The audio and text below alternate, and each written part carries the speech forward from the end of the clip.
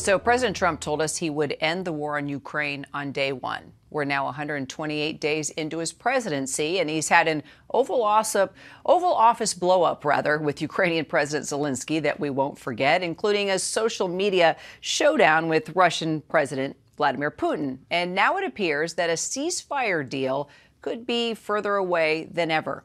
Well, Keith Kellogg, President Trump's special envoy to Ukraine, criticized the Russians on X this week, writing, "President Donald Trump is working to stop this war and end the killing. We await receipt of the Russian memorandum that you promised a week ago. Ceasefire now." So, can General Kellogg bring everyone to the table? Let's ask him. He joins me live in studio right now. General, good to see you again. Kara, it's good to be with you. Thank you. Let's start with this memo. The Ukrainians, and this just came across, are saying they may not show up to another round of talks that were set for Monday until they see that memorandum. So I guess my question is, what's in the memorandum, and why won't Russia hand it over so we can see what the conditions are? Yeah, Kara, they need to. And what the memorandum is it's the term I use, it's a term sheet. And we've got the Ukrainian term sheet. And that was a result of us coming out of Paris and then London. We came that, and we showed it to the president. There's 22 different terms on there that we think are pretty good, and they're all reasonable. And we thought they were pretty good because neither side really liked them a lot. If neither side likes it, you're probably on the right track. And when President Trump talked to President Putin said, "Well, within a week, I'm going to give you we call it a memorandum." Okay.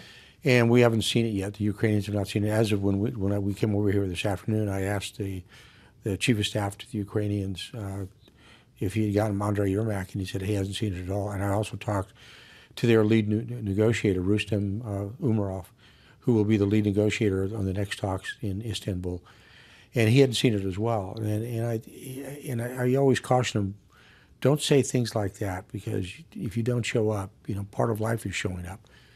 And you need to show you're serious. And the thing we're driving to is to get a ceasefire, because that stops the killing. If we get to the ceasefire, and the term I use is comprehensive. Comprehensive defined as air, land, sea infrastructure. Just stop it.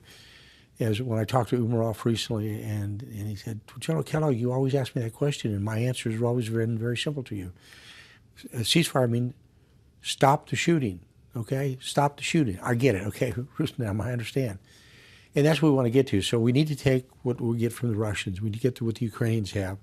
We're going to try to merge them together and say, okay, these are points that are negotiable and these are points that are non-negotiable. Let's see where we get to, and we have discussions next week when we're in Istanbul. So just some of the notes that I took, there is this report that Putin has outlined these conditions for ending the war, including demanding Western leaders pledge in writing that NATO won't expand eastward. Is President Trump willing to make that kind of commitment to Putin that NATO won't expand? Well, I think it's a fair concern, and we've said that repeatedly. Like we've said that to us, Ukraine coming into NATO is not on the table. And we're not the only country that says that. I can probably give you 4 of the countries in NATO, and it takes 32 of the 32 to allow you to come into NATO. And we've seen other countries say, "No, we're not too sure about that." And that's one of the issues that Russia will bring up. And they're not just talking Ukraine. They're talking the country of Georgia. They're talking Moldova. They're talking, obviously, Ukraine. And we're saying, okay, comprehensively, we can stop the expansion of NATO coming close to your border. That's security concerns for them. But that's a presidential decision. It's not my decision to make. And these are the things we go to the president and say, Mr. President, this is what we talked about. This is what everybody's willing to do. Are you willing to accept that? Are you willing to go with it? And then, hopefully, then we'll have a negotiation, a discussion between President Trump, President Putin, and President Zelensky, and get an end state to this and stop the killing. The killing, honestly, Kira, the numbers are absolutely horrific. I mean, when President Trump says, 5,000 a week, he's right.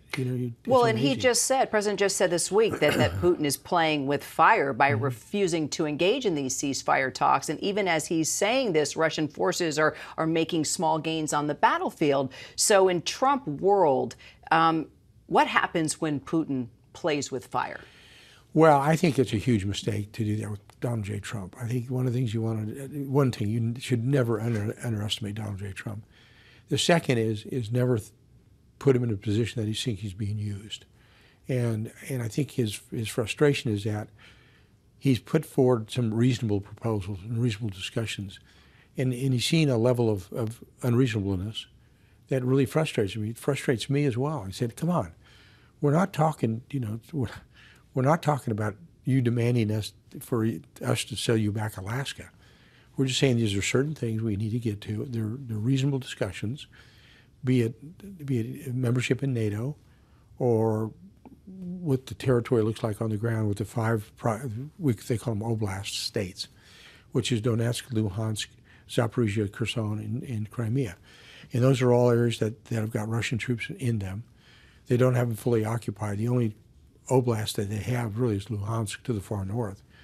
But they're fighting hard in Donetsk, they're fighting hard in Zaporizhia and Kherson as well. And of course they've got Crimea that they picked up in 2014. And these are the things that when we get into Istanbul next week, we're going to sit down and talk. What does it look like? What are your feelings on it? And we'll have what we call the E3 with us. That is the national security advisors from Germany, France, and Great Britain. And they're kind of, when we were in London, they kind of helped us mold the term sheet for Ukraine. And they'll be there as well. And we'll get their feedback as well. And you talk about the areas of land, but then you look at some of the demands that Russia is making, and they're pretty extreme.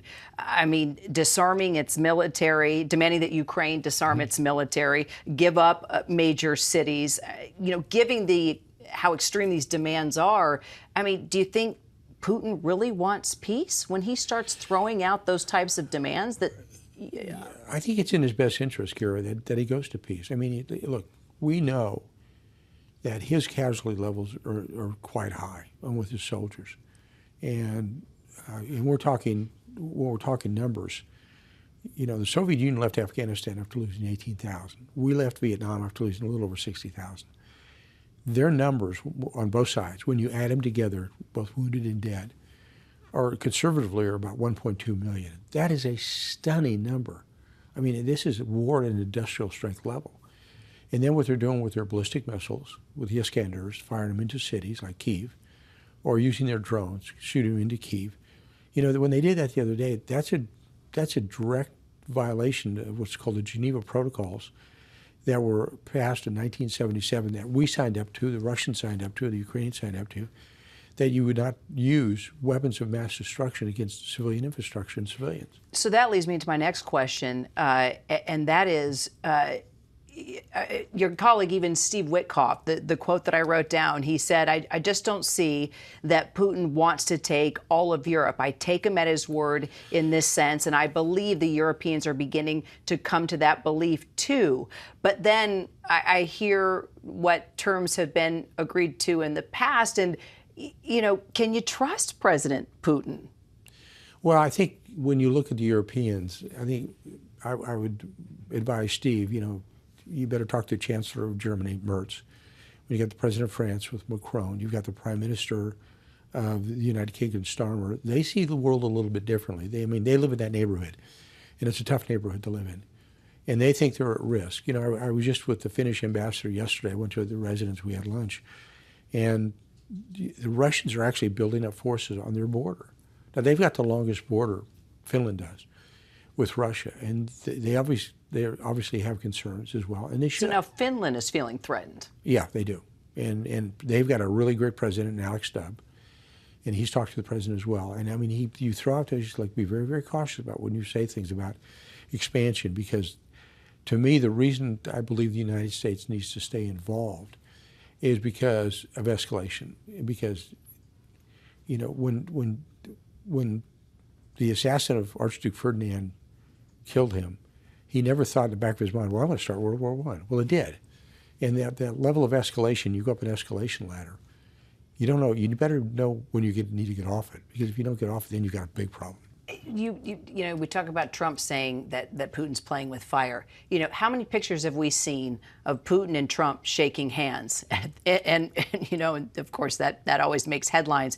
And then the next thing he's saying, yeah, you're playing with fire. What is the deal between these two? What is the essence of this relationship? Well, I think the essence is there's a personal relationship there, which is very powerful, because I think what President Trump has done as president, he's he's done something that we haven't seen in a president in a long time, which is get personally engaged. I mean, putting his own reputation on the line, his own leadership on the line, and you see that. You know, I've told the president before, I said, you know, you're a lot like Winston Churchill. And I said, what I mean by that is Winston Churchill in World War II, he used words as weapons, and President Trump does as well, and he's very good at it. And I think Churchill even wrote him on his war maps. If you go down into his war rooms in London, you'll see what he said about Hitler, plain and simple, which I'm sure the president says behind closed doors as well. But I'm sorry, continue. But he's really good at it. And I think, you know, you're looking at, to me, the ultimate deal maker of the world is President Donald J. Trump. And he's trying to get his position and use this personal relationship and use his instincts. And to me, President Trump's instincts are off the chart. If you read his book, and I would remind anybody who works with Donald J. Trump, you better read his books, like Art of the Deal. Because to me, when you look at Donald J. Trump, he's very transparent. I mean, well, then let me ask, okay, then this is a good segue. Trump has threatened to walk away entirely from negotiations. And we know how he can get angry and all of a sudden he'll cut you off. Right. At what point does that really happen here? I think when you talk about walking away, if he believes he's being used and that there's no hope and progress going forward, he basically says, we're done with this. Europe, you own it, over to you. And but my concern on that, and that's what it comes back to. Yeah, what happens to Ukraine? Well, not only just Ukraine, it's what happens globally, because this is a different situation than President Trump had in his first term. Because then we had the Russians independent, China independent, we had Iran independent, we had the North Koreans independent. Now they're all together, and they've got treaties together, either partnership treaties or actually defense treaties like with North Korea. And because of that, your level of risk can go up if you don't watch out, and things can happen bad. And then you're in response mode. And what I mean by that, because hypothetically this can actually happen, where the North Koreans provided fighting troops to Russia to fight against the Ukrainians. They've met them on the battlefield near Kursk. Well, the reverse is true. Under that treaty that they signed, that if South Korea and North Korea get into a fight, Russia's obligated by treaty to provide troops. So you could see Russian troops on the battlefield in the Korean Peninsula. And do you really want to go there? And I don't think anybody does.